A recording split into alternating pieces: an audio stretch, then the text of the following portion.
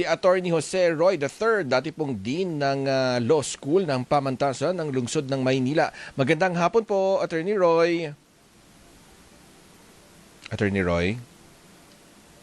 Magandang hapon po. Good afternoon, Sandro, Chona. Can you hear me? Yes sir. Kasama ko po si Maan Makapagal. Good Oh, afternoon. man, sorry. Good afternoon. Kamusta kayo? Ayan. Good afternoon sa mga tagapagkinig nyo. How can I help you? Yes. Ito na nga, Attorney Roy. Yung nangyayari nga, ano pa rin, issue pa rin ng leadership no, sa Senado. Anong tingin nyo naman dito? Kasi nga, di ba, yung parehong kinakwestiyon ng bawat isa nga, yung legitimacy, no? Kung tama ba yung boto ng 12 at Yung SB 11 plus SB 1. 11 plus 1. At yun na nga, kudita daw yun, sabi naman nung isa. At may mga nagsampa na rin ng petisyon para imbestigahan nga ng Korte Suprema no, yung legitimacy nung boto. So yun na nga, nagpasaklolo na sa Korte Suprema. So anong tingin nyo sa lahat ng ito, Attorney Roy? Ako, as much as possible, sana wag nang padaanin pa sa Korte Suprema yan. This is a time for statesmanship. Diba? Kailangan magpakita yung ating mga leader, kahit na yung mga nag-aaway na yan, na kinikilala nilang may mas mataas na katungkulan. At yung pag-aagaw pwesto na yan, bukod pa sa mga nauna pang mga pangyayari diyan sa Senado, 'di ba? Ito nagiging personal na ang parang ang mga diferensya. Hindi na dapat umabot diyan.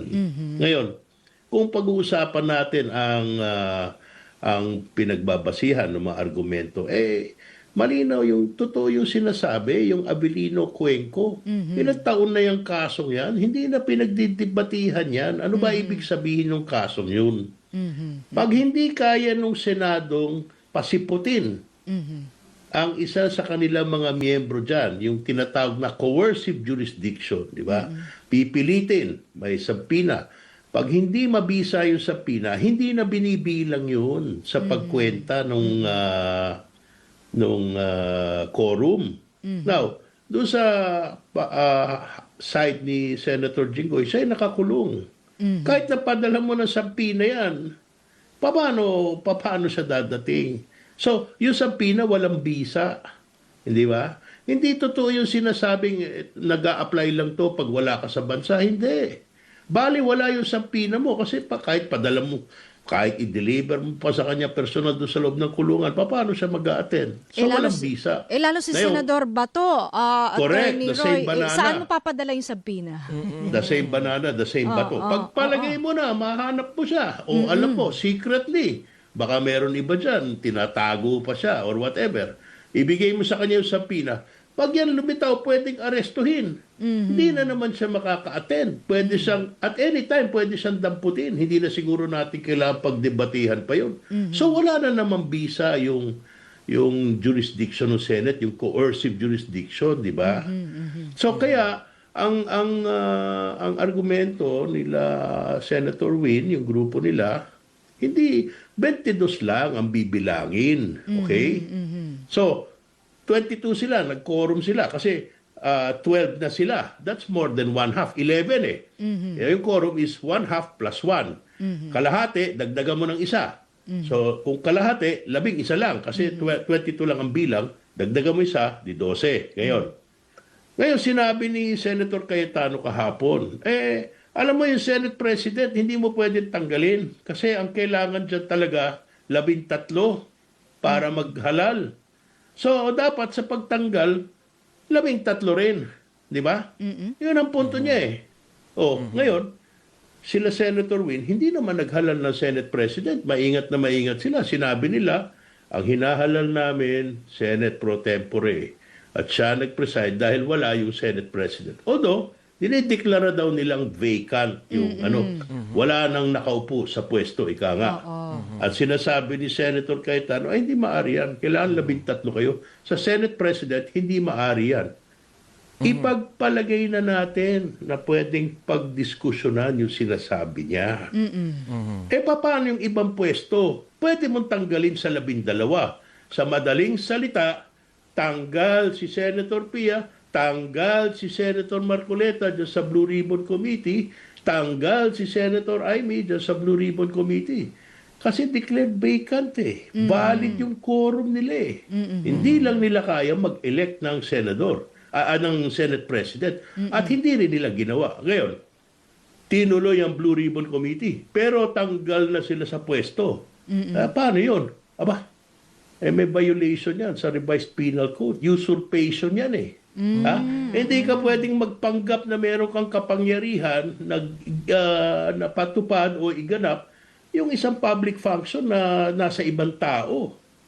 That means yung ginawa nila kahapon, walang bisa lahat yun. Ito, problema. Lahat nung nagsiputan doon, pinagpipilitan nila sa tao na yun ang Blue Ribbon Committee. Di lahat sila kasama sa krimen. Yun. Oo, lahat sila. Pati yung 18. Yung pati si nag-witness, Senator, lahat ng testigo. Yeah, pati lahat ng senador na dumating. Senator Robin, Senator Alan Peter, di ba? Usurpation yan eh. Ngayon, walang sesyon. Kahit mababa lang, kahit hindi yan naabot ng 6 years, pwede ma-arrest yan kung masampahan ng kaso yan bago mag-resume. Attorney Roy, Yes. ito pong binabanggit nyo, ito yung coercive jurisdiction. So nakita natin talagang kapag hindi kayang umattend ng isang senador, mahirap talaga silang pa-attendin, mahirap magbilang nung kanilang mga bilang. Pero ano naman po kaya yung pagkakaiba nito doon sa itinatawag na functional control? Oo. Kasi parang nitong mga nakalipas na araw, ito naman parang isinisisi sa isang leader ng Kamara yung paggawa sa budget. Yes, Diba? yes. Paki-explain alam nga mo, po, Attorney Roy. Nagugulat ako dyan sa teorya na yan, yung functional control. Hindi applicable sa legislature yan. Hindi yan dapat ginagamit sa legislature. Bakit? Sa Kamara halimbawa. Bakit? Pantay-pantay lang sila eh. Pare-pareho silang halal. Kanya-kanyang distrito eh. Kahit sino sa kanila pwede maging speaker, kahit sino sa kanila pwede maging chairman, ganito, ganun. Ito, tandaan nyo, lahat ng pwesto dyan sa Kamara, by election yan. Naghahalalan sila. Tama, totoo. Siguro yung ibang miyembro mas maimpluwensya, siguro mas magaling siya makisama, siguro mas malakas yung tiwala sa kanya, o siguro dahil hawak niya yung malaking partido, mas maraming sumasama. Kung eleksyon yan, ang labanan dyan numero. Siyempre, kung marami yung numero ng grupo mo, di mas malaking posibilidad na yung mga nailalagay sa mga posisyon na yan, yung mga kaalyado mo. Gayon din, yung sa minorya. Kahit na malaking grupo mo, yung minorya, bibigyan mo rin. Kaya, di ba, pag minority ka, doon ka sa maliliit na grupo, magandang posisyon din yun dahil sigurado sa lahat ng committee, kasali ka. Okay? Ngayon, ano ba yung functional control na sinasabi? Ayon sa eksekutiba. Halimbawa, yung presidente, yung mga cabinet secretaries niya, hindi halal yan. Siya pumipili niyan. Tauhan ng presidente yan. Utusan ng presidente yan. Pag sinabi ng presidente, lundag at huwag kang bababa hanggat payagan kita, yan ang functional control. Pag sinabi ng presidente, gawin mo yan, gawin mo to, etc., dapat niya talagang inuutusan niya mga yan. Pag sinabi niyang sa Secretary of Interior, punta ka dun sa Senate, punta siya. See, yung sa mga congressmen, hindi ganun eh. Ngayon, gaya ng sabi ko, iba yung nagsasanib sila ng may mga samahan sila dahil ito'y nakakatulong sa mga gawain pampolitikal para rin maka-advance yung mga kailangan nila doon sa Senado. Kasi yung mga congressmen kailangan magdala ng mga proyekto, ng pera, ng budget doon sa kanilang distrito. Siyempre, yun ang trabaho niyan eh. Dagdag eskwela, dagdag kalsada, etc. So para makuha mo yun, makikisama ka doon sa iba. Pero doon sa executive, walang ganun.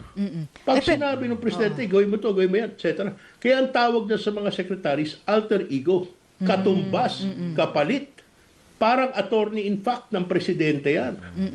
See? So, nagtataka ako bakit ito ginagamit yung functional control. Walang functional. Hindi pwedeng diktahan ng speaker. Sabi mo, ito pwede mong gawin, ito hindi mo pwede gawin. Hindi po pwede yun. Maliit lang na bahagi ng trabaho na nagagawa yun. Pero yung utusan mo, bumoto kang gato, hindi ganun yun. Attorney Ibang-iba Roy, dun. yes, Yes, Attorney Roy, oo, mabalik tayo sa Senate leadership. So, kung hindi dudulog sa Korte Suprema, sabi nyo, wag na munang manghimasok, paano mariresolba itong issue sa Senate leadership? Paano makakapaghalal? 13 talaga. Or, ang inaasam na lang ay may lumipat, no? Para maging 13. Ganun po ba? Alam mo man, my grandfather was also Senate President pro tempore. At noong mga panahon nila, ang hinahangad nila parate is pag nagkakaroon ng problema, pagkakaroon ng hidwaan, siyempre, nangyayari talaga yan dahil alam mo, minsan yung politika mainit, kagaya nitong panahon natin yun. Pero ito, ang mahalaga dito, umiral yung tinatawag na statesmanship, di ba? Yung mas mataas na layunin at ang inuuna ay yung kapakanan ng lipunan, kapakanan ng bayan, di ba? Kapakanan ng image ng Senado. Napakahalagang bagay nun para maibalik natin yung dangal at saka yung respeto para sa institusyon. Ito hindi mga ano lang, yung mga bukang bibig lang, no? These are very serious things kasi para magkaroon ulit ng tiwala ang mamamayan sa pamamalakad ng gobyerno, kailangan makita silang talagang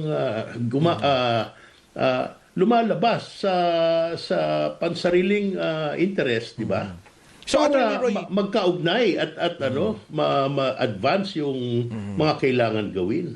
So, Attorney Roy, makatuwid talaga yung pagpapasya ng Senado at ng Kamara bilang bahagi nga ng lehislatura at yung karakteristik nila, ibig sabihin, collegial yung pagpapasya. Hindi siya iisa lang. Parang Korte Suprema yan, di ba? Pareho sila. Yung executive lang ang bukod tangi. Siya lang ang pwedeng yung tinatawag na command responsibility.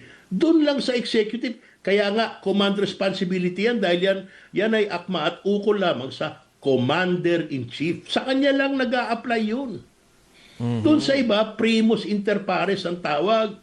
Nangunguna lang ako pero pantay-pantay tayo. Pero siyempre kailangan may mamuno, ganun, may mag-asikaso sa mga... Kaya primus inter pares, ganun yung Chief Justice, ganun din yung Speaker of the House. Pero at saka ganun din yung sa Senate. No? Pero yan sa Executive, iba yun. Commander-in-Chief, command responsibility, yan ang may functional control. Ayun yung sinasabi nila na meron daw ganito, ganun sa Senate or sa... Kabulastugan yun. Huwag kayo nagpapaloko doon. Mali yun. Sus Mariosep, anong klaseng teorya? Yan yung mga, alam mo, dapat yung bumalik sa law school yung mga humihirit ng ganyan eh. Siguro hindi nagdaan sa akin yan, kaya kung ano-ano pinagsasabi. Baka nakalimutan na, parang medyo may edad na eh. Well, siguro, ewan ko kung nakalimutan o minsan siguro gustong magpasikat, naintindihan naman natin yun. Pero pag yung nadidisip na yung publiko, nagkakaroon na ng maling pag-iisip tungkol sa mga mahahalagang bagay, dapat maging maingat tayo. Yan na naman, di ba? Yan, statesmanship ang sinasabi ko. Huwag tayong magpapadala sa mga yung feelings natin, yung mga passion, yung mga objectives natin. Hindi. Pag meron tayong katungkulan, kailangan yung service natin mas mataas, yung mga sinusunod natin ng mga values, mga criteria, etc. Alright, sige Attorney Roy, maraming salamat po. Thank you at happy weekend sa inyo. Likewise, thank you very much for having me and salamat sa iyong mga listeners. Sana meron kayong napulot. Oo, so ang dami po naming natutunan ngayong hapon. Yan po si Attorney Jose Roy III, ang dati pong Dean ng Law School ng Pamantasan ng Lungsod ng Maynila.